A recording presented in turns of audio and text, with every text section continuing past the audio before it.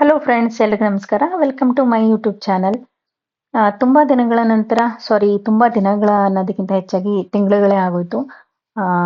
2 ತಿಂಗಳ ನಂತರ ನಾನು ವ್ಲಾಗ್ನ ಹಾಕ್ತಾ ಇರೋದು. ಸೊ ನನಗೆ ವ್ಲಾಗ್ ಎಲ್ಲ ಮಾಡಿದ್ದೆ, ಬಟ್ ಎಡಿಟ್ ಮಾಡೋಕ್ಕೆ ನನಗೆ ಆಗಿರಲಿಲ್ಲ. ಸೊ ಹಂಗಾಗಿ ಇವತ್ತು ನಾನು ಈ ವ್ಲಾಗ್ನ ಹಾಕ್ತಾ ಇದ್ದೀನಿ. ಈ ವ್ಲಾಗ್ ಯಾವುದಪ್ಪ ಅಂದರೆ, ನಾವು ನಮ್ಮ ವೆಡ್ಡಿಂಗ್ ಆ್ಯನಿವರ್ಸರಿ ದಿನ ಮಂಗಳೂರು ಕಡೆ ಟ್ರಿಪ್ ಹೋಗಿದ್ವಿ. ಸೊ ಆ ಒಂದು ವ್ಲಾಗ್ ಇದಾಗಿರುತ್ತೆ. ನಿಮ್ಮೆಲ್ರಿಗೂ ಕೂಡ ಇಷ್ಟ ಆಗಿರುತ್ತೆ ಅಂತ ತಿಳ್ಕೊತೀನಿ. ಇಷ್ಟ ಆದರೆ ಲೈಕ್ ಮಾಡಿ, ಶೇರ್ ಮಾಡಿ, ಕಮೆಂಟ್ ಮಾಡಿ. ಎಲ್ಲದಕ್ಕಿಂತ ಮುಂಚೆ ನನ್ನ ಚಾನಲ್ನ ಸಬ್ಸ್ಕ್ರೈಬ್ ಮಾಡಿ ಅಂತ ಹೇಳ್ತಾ ವ್ಲಾಗ್ನ ನೋಡ್ಕೊಂಬರೋಣ ಅಲ್ವಾ. ನಮಗೆ ಅವತ್ತು ನೈಟು 11:45 ಟ್ರೈನ್ ಇತ್ತು. ಸೊ ನನಗೆ ಎಕ್ಸಾಕ್ಟಾಗಿ ಮರ್ತ್ಬಿಟ್ಟಿದ್ದೀನಿ, ಯಾಕೆಂದರೆ ಆಲ್ಮೋಸ್ಟ್ 2.5 ತಿಂಗಳು 3 ತಿಂಗಳು ಆಗ್ಬಿಡ್ತು ನಾನು ವ್ಲಾಗ್ನ ಮಾಡಿ, ಬಟ್ ಎಡಿಟ್ ಮಾಡೋಕ್ಕಾಗಿರಲಿಲ್ಲ. ಸೊ ಅವತ್ತು ನೈಟು ಹೊರಟ್ವಿ. ನಮಗೆ almost half an hour late ಆಯಿತು ಅಂತಲೇ ಹೇಳ್ಬೋದು ಟ್ರೈನ್ ಬರೋದು. ಆಬ್ವಿಯಸ್ಲಿ ನೈಟು ನಮಗೆ ಹಾಫ್ ಆನ್ ಅವರ್ ಲೇಟ್ ಆಗಿ ಟ್ರೈನ್ ಸಿಕ್ಕಿದ್ರಿಂದ ಮಾರ್ನಿಂಗ್ ಕೂಡ ಹಾಫ್ ಆನ್ ಅವರ್ ಯಾಕೆ ಆಲ್ಮೋಸ್ಟ್ 1 ಅವರೇ ಲೇಟಾಗಿ ರೀಚ್ ಆಯಿತು ಅಂತಲೇ ಹೇಳ್ಬೋದು. 7:45 ಏನೋ ಆಗಿತ್ತು. ನಾವು ಅಲ್ಲಿ ರೀಚ್ ಆಗಿ ನಾವು ಬುಕ್ ಮಾಡಿದಂಥ ಹೋಟೆಲು ರೂಮ್ಗೆಲ್ಲ ಹೋಗೋಷ್ಟರಲ್ಲಿ 8:30 8:45 ಆಗೋಯ್ತು. ಸೊ ಇವಾಗ ನಾವು ಬುಕ್ ಮಾಡಿದಂಥ ಹೋಟೆಲ್ಗೆ ಬಂದಿದ್ವಿ. ಇವಾಗ ಕೀಗೋಸ್ಕರ ವೆಯ್ಟ್ ಮಾಡ್ತಾ ಇದ್ದೀವಿ. ಸೊ ಫ್ರೆಂಡ್ಸ್, ಮಂಗಳೂರು ಅಂದರೆ ಎಲ್ರಿಗೂ ಮೊದಲನೇದಾಗಿ ಒಂದು ಥಾಟ್ ಬರೋದೇನೆಂದರೆ, ಮೊದಲನೇದಾಗಿ ಬೀಚ್ಗಳನ್ನ ನೋಡೋದಕ್ಕೆ ಯೂಶಲಿ ಮಂಗಳೂರು ಬರ್ತಾರೆ. ಬಟ್ ನಾವು ಮಂಗಳೂರಿಗೆ ತುಂಬ ಸಲ ಬಂದಿದ್ದೀವಿ. ಬಟ್ ಈ ಸಲ ಏನಂದರೆ, ನಮ್ಮ ಕನ್ಸರ್ನ್ ಇದ್ದಿದ್ದು ಟೆಂಪಲ್ಗಳನ್ನ ನೋಡಬೇಕು, ಇಲ್ಲಿರುವಂತಹ ಟೆಂಪಲ್ಗಳನ್ನ ನೋಡಬೇಕು ಅಂತ. ಸೊ ಹಂಗಾಗಿ ಒಂದಷ್ಟು ಟೆಂಪಲ್ಗಳಿಗೆ ಹೋಗಿ ಬಂದ್ವಿ. ಒಂದು ಒಳ್ಳೆ ಎಕ್ಸ್ಪೀರಿಯನ್ಸ್ ಅಂತಲೇ ಹೇಳ್ಬೋದು. ಸೊ ಎಲ್ಲರೂ ಮಂಗಳೂರು ಅಂದರೆ ಬೀಚು, ನೀರು ಆ ಥರ ಅಂದ್ಕೊಂಡು ಬರ್ತಾರೆ. ಬಟ್ ಇಲ್ಲಿನ ದೇವಸ್ಥಾನಗಳು ಕೂಡ ತುಂಬ ಚೆನ್ನಾಗಿರುತ್ತೆ. ಸೊ ಹಂಗಾಗಿ ನಾವು ಈ ಸಲ ವೆಡ್ಡಿಂಗ್ ಆ್ಯನಿವರ್ಸರಿ ಇದ್ದಿದ್ದರಿಂದ ದೇವಸ್ಥಾನಗಳಿಗೆ ಹೋಗ್ಬಿಟ್ಟು ಬರೋಣ. ಈವನ್ ಬೀಚ್ಗೂ ಕೂಡ ಹೋಗಿದ್ವಿ.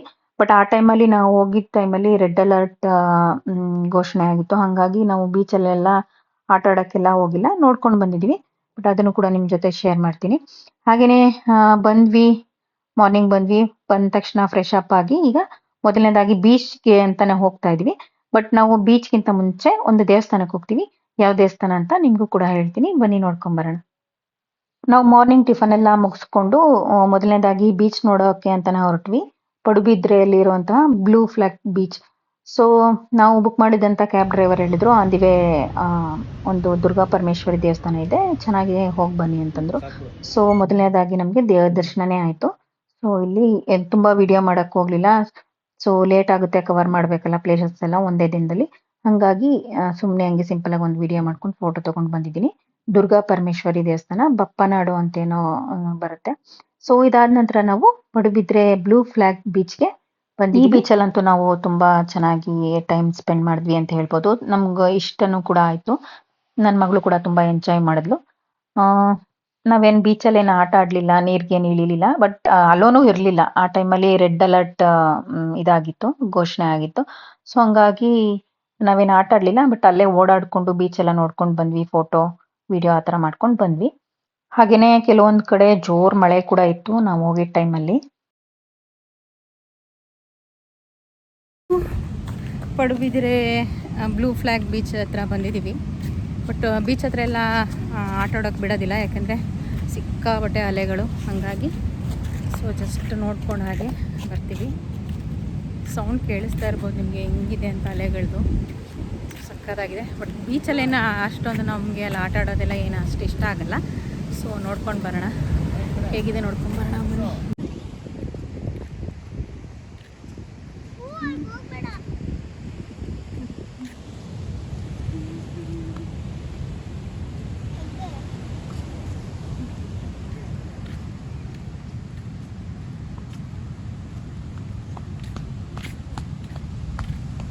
ಬೀಚಲ್ಲಿ ಹೋಗಿ ಅಲ್ಲಿ ಆಟ ಆಡೋದಕ್ಕಿಂತ ಈ ಥರ ವಾಕ್ ಮಾಡಿಕೊಂಡು ನೇಚರ್ನ ಎಂಜಾಯ್ ಮಾಡೋದೇ ತುಂಬ ಚೆನ್ನಾಗಿರುತ್ತೆ ಅಂತ ಅನ್ಸುತ್ತೆ. ಪ್ರಾಂಜಲಿ ಎಲ್ಲಿ ಬಂದಿದ್ಯಾ? ಯಾವ ಬೀಚ್ ಇದು? ಆಟ ಆಡೋ ಬೀಚ್ ಅಲ್ಲ, blue flag beach.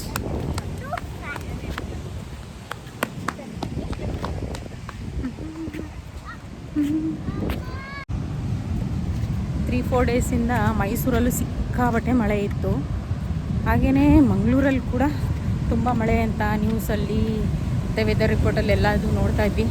So book ಮಾಡಿಬಿಟ್ಟಿದ್ವಿ 1 month ಮುಂಚೆನೇ ನಾವು. ಹಾಗಾಗಿ ಏನಪ್ಪ ಇಷ್ಟೊಂದು ವೇಸ್ಟ್ ಆಗುತ್ತೆ, ಬಂದಿದ್ದೆಲ್ಲ ಪ್ಲ್ಯಾನ್ ಎಲ್ಲ ವೇಸ್ಟ್ ಆಗುತ್ತೆ ಅಂದ್ಕೊಂಡ್ವಿ.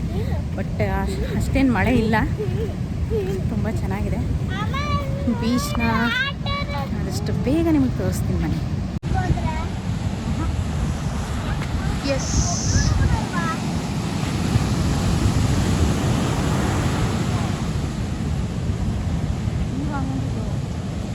ಹಿಂದೆ ಬಾ.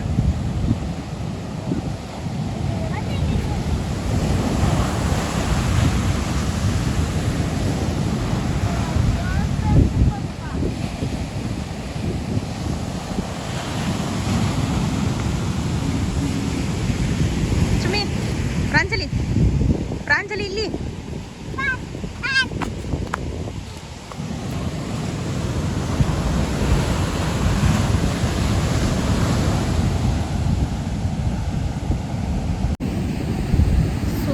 ರೆಡ್ ಅಲರ್ಟ್ ಇದೆ. ಸೊ ಬೀಚ್ಗೆಲ್ಲ ಹೋಗಂಗಿಲ್ಲ, ಅಲೆಗಳದು. ಆಟಾಡೋ.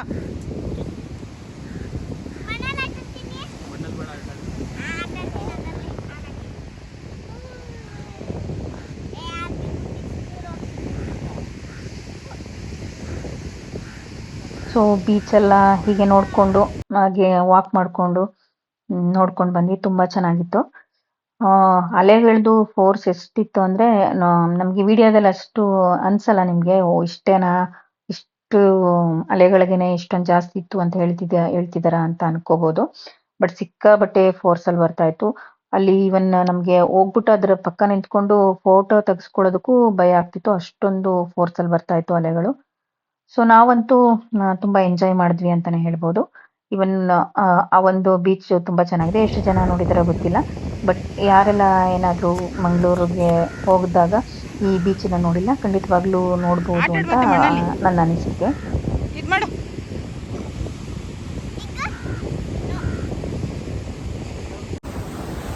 ಸೊ ಎಸ್, ಬೀಚ್ ನೋಡ್ತಾ ಇದ್ದೀರಲ್ವಾ, ರೆಡ್ ಅಲರ್ಟ್ ಘೋಷಣೆ ಆಗಿದೆ. ಹಂಗಾಗಿ ಜನರನ್ನ ಯಾರನ್ನೂ ಬಿಡ್ತಾ ಇಲ್ಲ. ಸೊ ಹಂಗೆ ನೋಡ್ಬೋದಷ್ಟೇ. ತುಂಬ ಅಲೆಗಳ ಅಬ್ಬರ ಜೋರು ಇರೋದ್ರಿಂದ ಸೊ ರೆಡ್ ಅಲರ್ಟ್ ಇದೆ, ಹಾಗಾಗಿ ಯಾರೂ ಹೋಗೋಂಗಿಲ್ಲ. ನೋಡ್ಬೋದು ಎಷ್ಟು ಫೋರ್ಸಲ್ಲಿ ಅಲೆಗಳು ಬರ್ತಾ ಇದೆ ಅಂತ.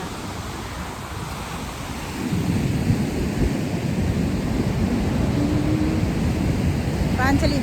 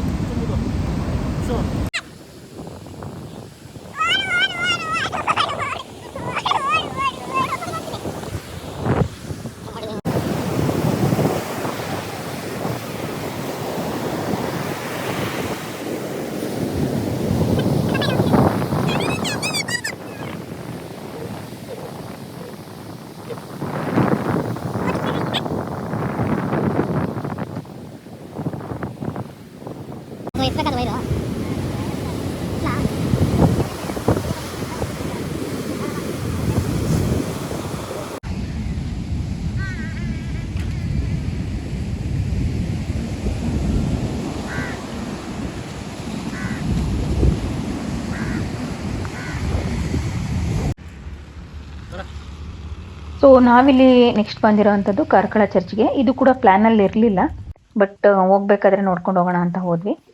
ಸೊ ಇದು ಕೂಡ ಬ್ಯೂಟಿಫುಲ್ ಆಗಿತ್ತು ಅಂತಲೇ ಹೇಳ್ಬೋದು. ಹೊರಗಡೆಯಿಂದ ನೋಡ್ಬೋದು ನೀವು ಎಷ್ಟು ಬ್ಯೂಟಿಫುಲ್ ಆಗಿ ಅದನ್ನು ನಿರ್ಮಾಣ ಮಾಡಿದ್ದಾರೆ.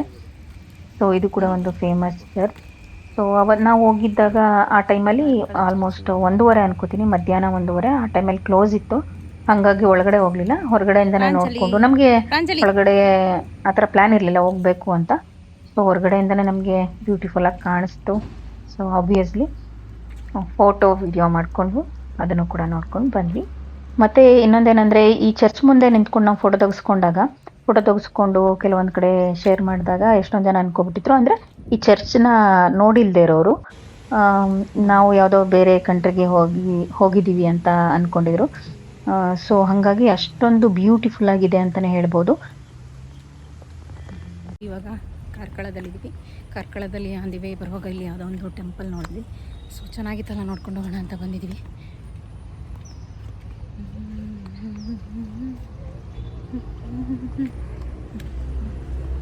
ತುಂಬ ಚೆನ್ನಾಗಿದೆ. ಆ ಕಡೆ ಈ ಕಡೆ ನೀರು.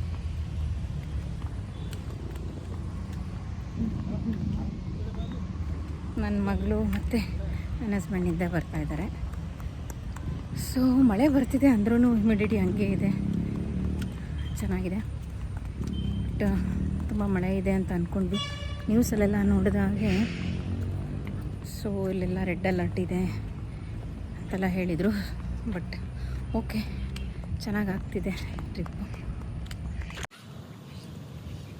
ಆನೆಕೆರೆ, ಚತುರ್ಮುಖ ಕೆರೆ, ಬಸದಿ, ಕಾರ್ಕಳ.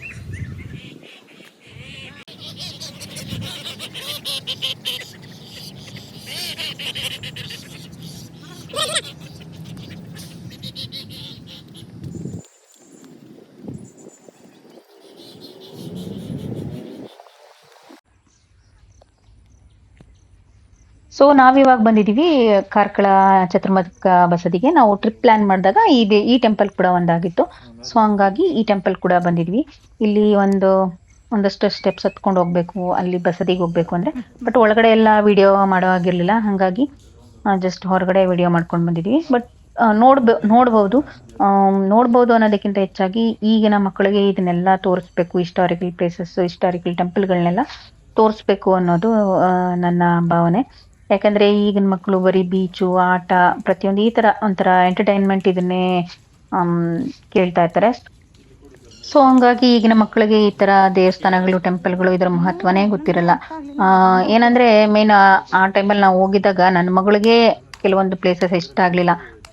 ಆಲ್ಮೋಸ್ಟ್ ನಾವು ದೇವಸ್ಥಾನಕ್ಕೆ ಹೋಗಿದ್ದು ನಾವು ಹೋಗಿದ್ದ ಟೈಮಲ್ಲಿ. ಹಂಗಾಗಿ ಇದು ದೇವಸ್ಥಾನನ, ನೆಕ್ಸ್ಟು ದೇವಸ್ಥಾನನ, ನಂಗೆ ಟೈಮ್ ಆಯಿತು, ನಂಗೆ ಸುಸ್ತಾಯಿತು, ನಂಗೆ ಕಾಲು ನೋವು ಇದೇ ಆಯಿತು ಅವಳ್ದು.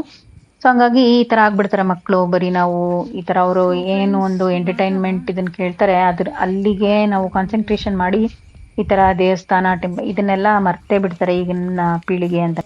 ಹಾಗಾಗಿ ನಾವು ಯಾವುದೇ ಒಂದು ಪ್ರವಾಸ ಕೈಗೊಂಡಾಗ ಕೇವಲ ನಾವು ಯಾವಾಗಲೂ ಎವ್ರಿ ಟೈಮ್ ಅಂತಲ್ಲ, ಯಾವಾಗಲಾದರೂ ನಾವು ಈ ಥರ ದೇವಸ್ಥಾನಗಳಿಗೂ ಮಕ್ಕಳನ್ನ ಕರ್ಕೊಂಡು ಹೋಗ್ಬೇಕು. ನಮ್ಮ ಹಿಂದಿನ ಪುರಾತನ ದೇವಸ್ಥಾನಗಳನ್ನು ಪರಿಚಯನ ನಮ್ಮ ಮಕ್ಕಳಿಗೆ, ಈಗಿನ ಮಕ್ಕಳಿಗೆ ಪರಿಚಯ ಮಾಡಿಸ್ಬೇಕು ಅಂತ ಅನ್ನೋದು ನನ್ನ ಭಾವನೆ. ಸೊ ಹಂಗಾಗಿ ನಾವು ಹೊರಗಡೆ ಬೇರೆ ಥರ ಪ್ಲೇಸಸ್ಗೂ ಹೋಗ್ತೀವಿ. ಅಂದರೆ ಹೋಮ್ ಸ್ಟೇ ಇರ್ಬೋದು, ಅಥವಾ ಅವ್ರಿಗೆ ಇಷ್ಟ ಆಗೋವಂಥದ್ದು. ಅದೇ ನನ್ನ ಮಗಳಿಗೆ ಮೇನ್ಲಿ ಈ ಥರ ಹೋಮ್ ಸ್ಟೇ, ಸ್ವಿಮ್ಮಿಂಗ್ ಪೂಲು, ಈ ಥರದ್ದು ಅವಳಿಗೆ ಇಷ್ಟ ಆಗುತ್ತೆ. ಬಟ್ ಏನಂದರೆ ಈ ಥರ ದೇವಸ್ಥಾನಗಳು, ಹೊರಗಡೆ ಅವಳಿಗೆ ನಡೆಯೋದು, ಸ್ಟೆಪ್ಸ್ ಹತ್ತೋದು, ಬಿಸಿಲಲ್ಲಿ ಓಡಾಡೋದು, ಆ ಥರ ಆದಾಗ ಅವಳಿಗೆ ಕಷ್ಟ ಆಗಲ್ಲ, ಬಟ್ ಇಷ್ಟ ಆಗಲ್ಲ ಅವಳಿಗೆ. ಆ ಪ್ಲೇಸಸ್ಸು ಇಷ್ಟ ಆಗಲ್ಲ ದೇವಸ್ಥಾನದಲ್ಲಿ ಇರ್ಬೇಕು. ಮೇನ್ ಅಂದರೆ ಅವಳಿಗೆ ಆಟ ಸಾಮಾನುಗಳು, ಅವಳಿಗೆ ಏನಾದರೂ ಪರ್ಚೇಸ್ ಮಾಡಬೇಕು ಮೇನು, ಆ ಥರ ಪ್ಲೇಸಸ್ ಇಷ್ಟ ಆಗುತ್ತೆ. ಬಟ್ ಅದಕ್ಕೇನೆ ಅಡಿಕ್ಟ್ ಆಗಿಬಿಡ್ತಾರೆ ಈಗಿನ ಮಕ್ಕಳು. ಹಾಗಾಗಿ ನಾವು ಇದನ್ನು ಕೂಡ ಅವ್ರಿಗೆ ತೋರಿಸ್ಬೇಕು ಅನ್ನೋದು ಒಂದು ನನ್ನ ಭಾವನೆ. ಸೊ ಇವಾಗ ನಾವು ನೆಕ್ಸ್ಟ್ ಪ್ಲೇಸಿಗೆ ಬಂದಿರೋವಂಥದ್ದು ಅಲ್ಲೇ ಹತ್ರದಲ್ಲಿರುವಂಥ ಗೊಮ್ಮಟೇಶ್ವರ ಸ್ಟ್ಯಾಚು ಹತ್ರ ಬಂದಿದ್ವಿ. ಸೊ ಇಲ್ಲೂ ಹೊರಗಡೆ ತುಂಬ ಚೆನ್ನಾಗಿತ್ತು ನೇಚರು. ಮಳೆ ಅವಾಗ ತಾನೇ ಜೋರು ಮಳೆ ಬಂದು ನಿಂತೋಗಿತ್ತು. ಸೊ ನಮ್ಗೆ ಹಿಂಗೆ ಆಯಿತು, ಚೆನ್ನಾಗಾಯಿತು ಅಂತಲೇ ಹೇಳ್ಬೋದು. ಸಿಕ್ಕಾಬಟ್ಟೆ ಮಳೆ ಇತ್ತು, ಮಳೆ ಕೂಡ ಸಿಗಾಕೊಂಡಿದ್ದೀವಿ ನಾವು. ಬಟ್ ಟ್ರಾವೆಲ್ ಮಾಡಬೇಕಾದ್ರೆ, ಕಾರಲ್ಲಿ ಹೋಗ್ಬೇಕಾದ್ರೆ ತುಂಬ ಮಳೆ ಇರ್ತಿತ್ತು. 50 ಮೀಟ್ರಿಗೂ ಡಿಫ್ರೆನ್ಸ್ ಇತ್ತು ಅಂತಲೇ ಹೇಳ್ಬೋದು. ತುಂಬ ಜೋರು ಮಳೆ ಬರೋದು, ನೆಕ್ಸ್ಟ್ ಪ್ಲೇಸ್ಗೆ ನಾವು ಹೋಗೋಕ್ಕೆ ಆಗಲ್ವೇನೋ ಅಂತ ಅಂದ್ಕೊಳ್ಳೋವು. ಬಟ್ ಅದು ತಲುಪುವಷ್ಟರಲ್ಲಿ ಮಳೆನೇ ನಿಂತೋಗಿರ್ತಿತ್ತು. ಈವನ್ ನಮಗೆ ಕ್ಯಾಬ್ ಡ್ರೈವರ್ ಸಿಕ್ಕಿದ್ರಲ್ಲ, ಅವರು ಕೂಡ ತುಂಬ ಚೆನ್ನಾಗಿ ಕೋಆಪ್ರೇಟ್ ಮಾಡಿದ್ರು, ಎಲ್ಲ ಕಡೆ ಕರ್ಕೊಂಡೋದ್ರು. ಹಾಗೆಯೇ ನಮಗೆ ವಿಡಿಯೋ ಮಾಡಿಕೊಡೋದಿರ್ಬೋದು, ಫೋಟೋ ತಕ್ಕೊಡೋದಿರ್ಬೋದು, ತುಂಬ ಚೆನ್ನಾಗಿ ನಮಗೆ ಸಿಕ್ಕಿದ್ರು ಕ್ಯಾಬ್ ಡ್ರೈವರ್ ಅಂತಲೇ ಹೇಳ್ಬೋದು.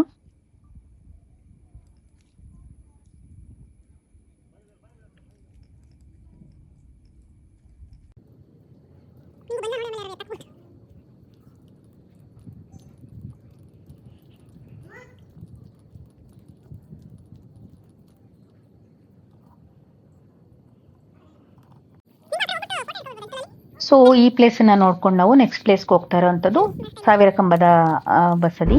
1000 ಕಂಬಗಳು ಇರುವಂಥ ಒಂದು ಜೈನ್ ಟೆಂಪಲ್ಗೆ ಹೋಗ್ತಾ ಇದ್ವಿ. ಅದು ಕೂಡ ಒಂದು Jain temple. So next place ಬಂದು 1000 ಕಂಬದ ಬಸದಿ. ನನ್ನ ಮಗಳು ಅಷ್ಟೊತ್ತಿಗಾಗಲೇ ಫುಲ್ ಟಯರ್ಡ್ ಆಗಿಬಿಟ್ಟಿದ್ಲು, ಮಲ್ಕೊಬಿಟ್ಲು ಕಾರಲ್ಲಿ. ಇವನ್ ಮಳೆ ಕೂಡ ಸ್ಟಾರ್ಟ್ ಆಗಿತ್ತು ಅಷ್ಟೊತ್ತಿಗೆ. ಸೊ ನೆಕ್ಸ್ಟ್ ಪ್ಲೇಸ್ಗೆ ಹೋಗೋಣ, 1000 ಕಂಬದ ಬಸದಿ.